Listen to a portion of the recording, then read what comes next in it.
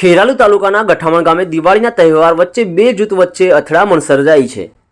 ઘટનાની વિગતે વાત કરીએ તો દૂધસાગર ડેરીના કોમ્પ્યુટર પર બેસતા યુવક સાથે છેલ્લા 4 દિવસથી ઓછા ફેટના મુદ્દે વિવાદ ચાલી રહ્યો હતો।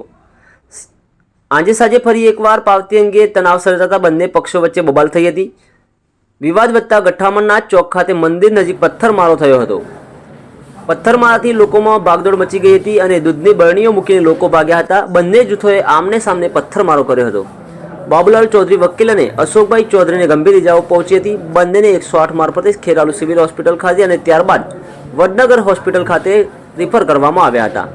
ખેરાલુ પીઆઈ પીડી દરજી અને તેમની ટીમે 2 ગાડીઓ સાથે ઘટના સ્થળે પહોંચી કોમ્બિંગ શરૂ કર્યું।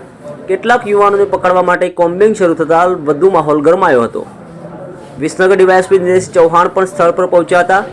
ખેરાલુ તાલુકાના ગઠામણ ગામે દિવાળીના તહેવાર વચ્ચે બે જૂથ વચ્ચે અથડામણ સર્જાતા સમગ્ર મુદ્દો ટોક ઓફ ધ ટાઉન બન્યો છે। દૂધસાગર ડેરી ખાતે કોમ્પ્યુટર પર બેસતા યુવક સાથે છેલ્લા 4 દિવસથી ઓછા ફેટના મુદ્દે વિવાદ ચાલી રહ્યો હતો। સમગ્ર વિવાદને પગલે પથ્થરમારો સર્જાયો હતો અને બંને જૂથોએ આમને સામને પથ્થરમારો કરતા સમગ્ર ઘટનાનો માહોલ સર્જાયો હતો।